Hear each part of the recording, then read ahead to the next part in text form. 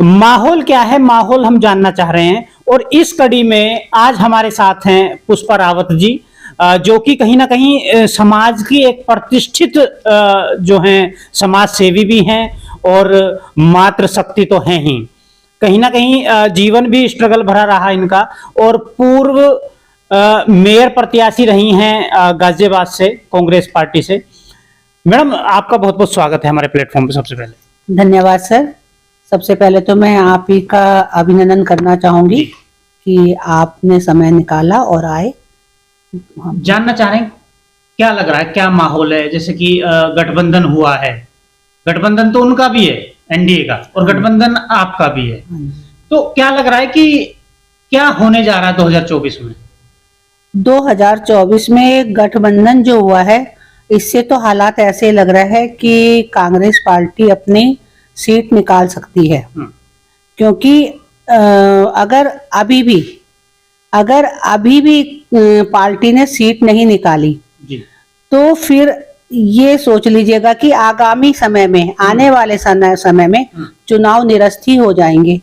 तो इसलिए सबका इस समय दावेदार ये है कि सब मिलके एकजुट होके जो ये गठबंधन हुआ है, ये अगर मेहनत करे जाएं और इन सब में एका हो जाता है तो कांग्रेस सीट निकाल सकती है। बात करेंगे मैडम, आप जैसे एक तरीके से आप भी बोलते ना, जो चीजों को मैनेज करे वो मैनेजर, तो कहीं ना कहीं आपका जो जीवन है वो कहीं ना कहीं आप मैनेज ही करती आ रही हैं। वो स्कूल हो, कॉलेज हो, और आम जिंदगी जो इंसान की होती है, कहीं ना कहीं आप मैनेज करते आ रहे हैं।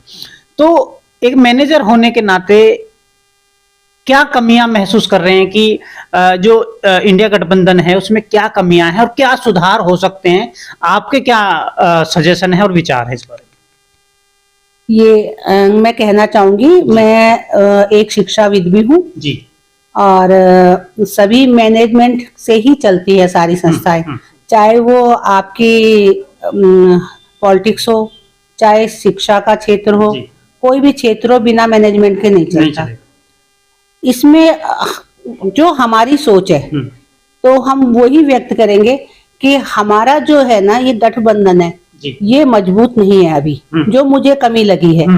बेशक हमारे समाजवादी पार्टी ने भी साथ हुए हैं, दूसरे भी जो भी आप पार्टी भी आ गई है, उसके बाद भी कहीं ना कहीं जो कार्यकर्ता है उनमें तनाव का वो देखा गया है, जोश नजर नहीं आ रहा। हाँ, जोश वाली बात नहीं है। तो क्या कारण है, मतलब कि क्यों निराश है? मैनेजमेंट की कमी है या क्या कमियां हैं? कहीं ना कहीं उन्हें डर है कि हम लोग, जब हमारा गठबंधन हो गया है, सारे लोग हैं, कहीं ना कहीं उन्हें कमी नजर आ रही है कि कहीं कोई, कहते हैं ना कि घर का भेदी लंका ढाता है, तो सेम यही स्थिति इस समय डावाडोल हो रही है। समझ में नहीं आ रहा कि कौन किस तरफ को जाता है। अचानक से कल बात करें, जो जिलाध्यक्ष हैं कांग्रेस के वो बदल दिए गए, तो ये डिसीजन सही है या गलत है?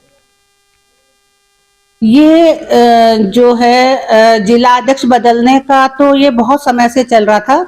6 महीने पहले ही ये हो गया था कि जिला अध्यक्ष जो थे हमारे विजेंद्र यादव जी थे, उसके साथ ही इन्हें उत्तर प्रदेश जो ये अपने कांग्रेस वो हैं प्रभारी जो हैं, उन्होंने इन्हें प्रदेश का सचिव बना दिया था।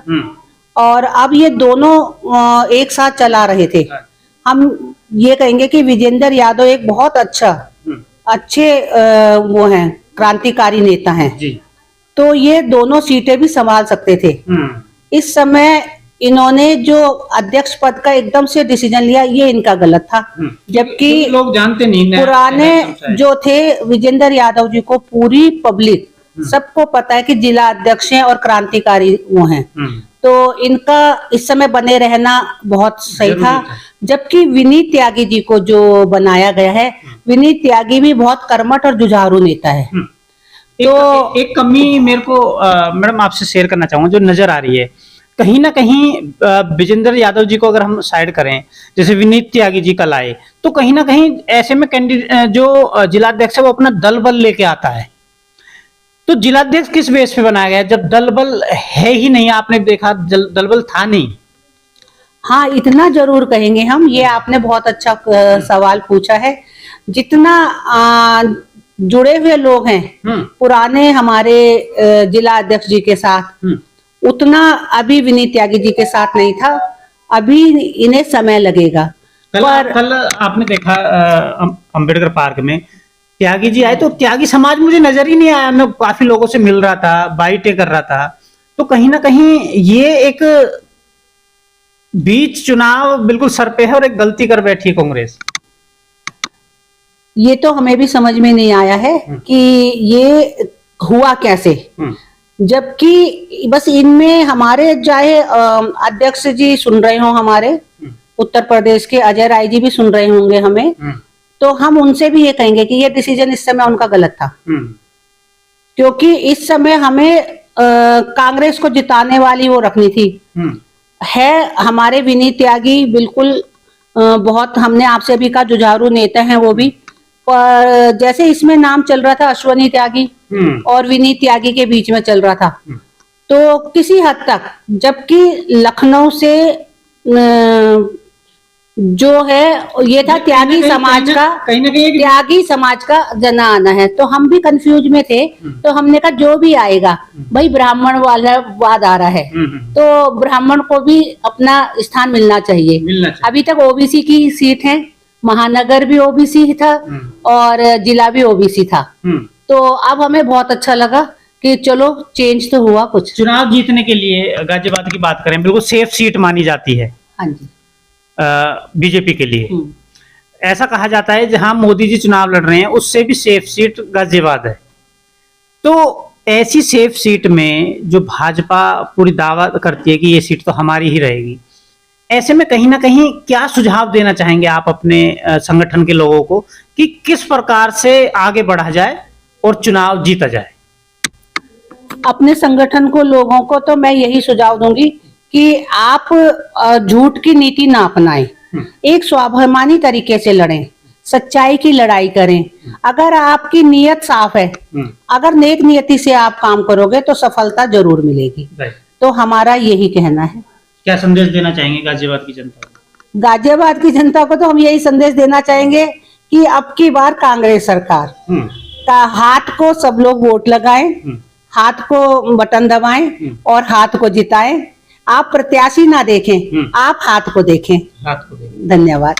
कहीं ना कहीं पुष्पा रावत जी हमारे साथ थी और बहुत अच्छे एक कहते ना एक बड़े व्यक्ति का आशीर्वाद की आवश्यकता होती है, तो पुष्पा जी का आशीर्वाद बहुत जरूरी है और इनकी गाइडेंस में मेरा मानना है ऐसे लोगों की गाइडेंस में ही चुनाव लड़ा जाए और जो मैनेजमेंट है वो कहीं ना कहीं जरूर पुष्पा जी की समय समय पर जो है सलाह लेता रहे।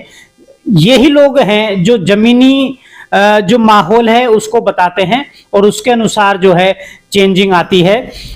लेकिन लोग क्या करते हैं, कहीं ना कहीं जैसा मैं बार बार कहता हूं कि पहले युद्ध हुआ करते थे, आज चुनाव होते हैं।